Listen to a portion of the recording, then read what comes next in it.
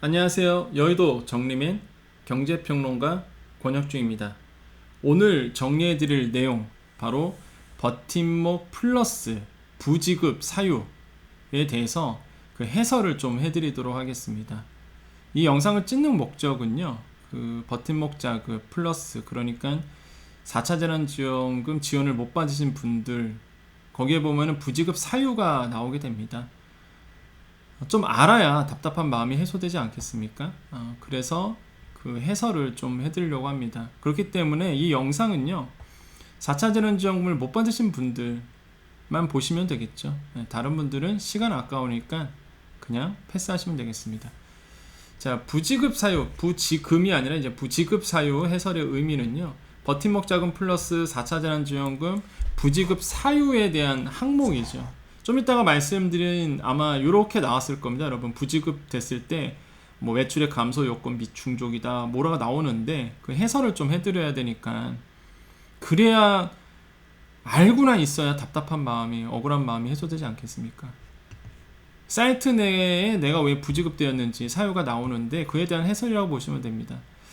여러분, 그 이의신청 들어가게 되면 먼저 이의 신청하는 방법은 말씀드리면, 네이버 가셔서 버팀목 자금 플러스 클릭을 하시면 이렇게 나오죠. 여기서 이의 신청을 누르시면 되죠.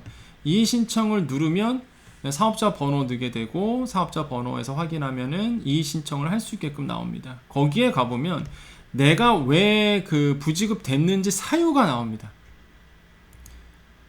내가 왜 부지급 됐는지 사유가 나오거든요. 이렇게 나오는 거죠. 이렇게. 이거가 뭔지를 모르니까 이거를 풀어드리려고 합니다. 자, 부지급 사유 해설을 꼭 알아야 되는 이유, 이의 신청을 위해서이기도 하고요. 또 한 가지, 5차 재난지원금이 이제 곧 적용이 되죠. 그때도 비슷한 현상 아니면 비슷한 이슈로 인해서 내가 해당이 안 될 수도 있기 때문에 미리 준비를 하자는 의미라고 보시면 됩니다. 어차피 이 부지급 사유의 이 항목들은 우리 초반에 그랬잖아요. 왜 안 되는 거냐. 알고 보니까 이러한 항목들을 정부가 놔뒀더라고요. 이러한 항목들을.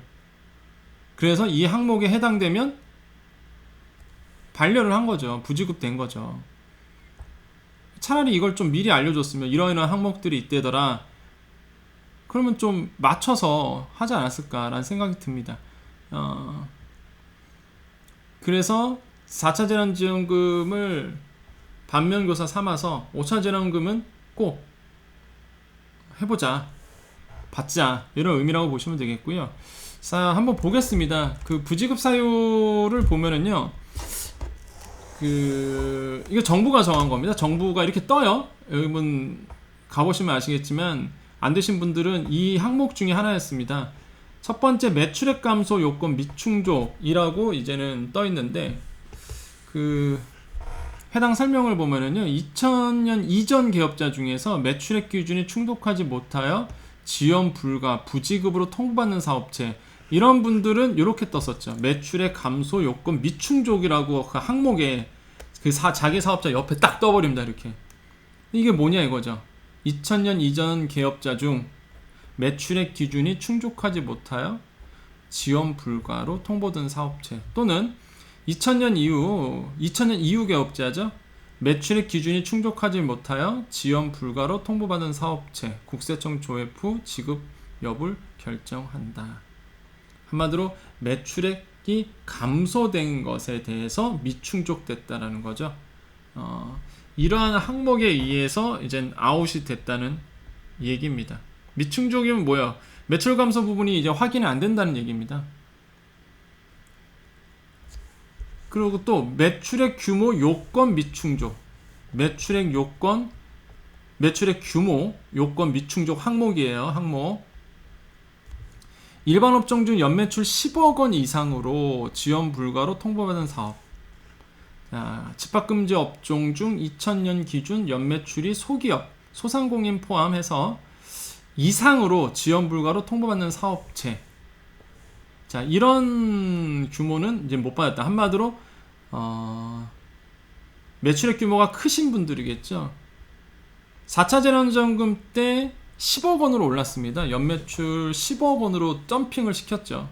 왜냐면 그 전에 말들이 많았었잖아요. 4억 원이었는데 너무 적다. 해당 안 되신 분들이 너무 많다. 그래서 그 버팀목 플러스 때는 버팀목과 다르게 플러스 때는 10억 원으로 이제 올렸습니다. 그래서 그럼에도 불구하고 10억 원이 넘으신 분들, 연매출이 10억 원이 넘는다? 이거 안 된다 이거죠. 그래서 그런 분들은 이렇게 매출의 규모 요건 미충족이라는 이런 그 항목으로 사유가 아마 떴었을 겁니다. 근데 저는 여기서 조금 말씀드리고 싶은 게 어떤 분들은요 이게 두 개 다 뜨신 분도 있었습니다. 진짜 한번 여러분 그 안 되신 분들 가보시면은 이게 다 뜨신 분도 있을 거예요. 그 말이 안 되죠? 왜 말이 안 되죠? 10억 원이 안 되시는 분들도 이게 뜨신 분들이 상당했습니다. 연매출 10억 원이 안 돼요. 당연히 안 되는데 그러면 이 항목은 만약에 내가 여기에 포함되면 이 항목은 뜰 수 있겠지만 이 항목도 같이 뜨신 분도 있어요. 한번 보십시오. 여러분 들어가 보셔. 그래서 저는 그거 보면서 전산이 좀 이상하다. 예, 이런 생각이 들었었거든요. 그렇기 때문에 여러분 한번 가보셔야 됩니다. 이 항목이 떠 있는지, 나는 이 항목에 해당되지 않는데 이 항목이 떠져 있는지를 보셔야 돼요. 아마 대부분이 요거랑 이제 요거 때문에 이제 대부분 못 받으셨을 것 같습니다. 매출의 감소 요 부분이 이제 인정을 못 받아서. 그래서 항목이 이 두 개라는 거, 항목이 이렇게 뜬다는 거 기억해 주시고요. 자기의 항목이 뭔지를 보셔야 되겠죠. 다시 한번 말씀드리지만 그 탈락하신 분들, 그러니까 안 되신 분들 왜 안 되는지를 알고 있어야 그 답답한 마음이 풀리실 것 같아서 이 영상을 찍고 있는 겁니다.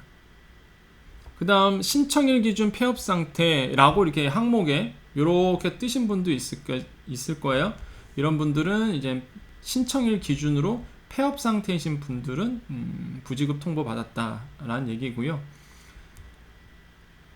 신청일 기준으로 폐업하면 안 되겠죠. 그래서 제가 대표님들에게 항상 그러셨어요. 우리 소상공인 분들에게 폐업하신다는 분들 제가 만류했습니다. 왜 그러냐면 5차 재난금, 분명히 또 6차 재난지원금 막 줄줄이 있을 거예요. 왜냐하면 이건 뭐 제가 경제평론가서 말씀드리면 일단 경기가 올해가 2021년인데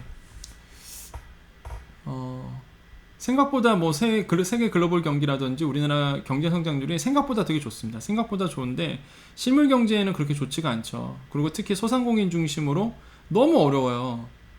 정부가 분명히 계속적으로 재난지원금 풀 것이다라는 거는 예전부터 예상을 했기 때문에 제가 이제 막 그때 버팀목 자금이나 버팀목 플러스일 때도 소상공인 분들한테도 막 폐업한다는 거 만약에 정말 어려우면 폐업하셔도 되는데 폐업은 하지 말아 달라. 왜 그러냐면 폐업하면 이게 안 나오니까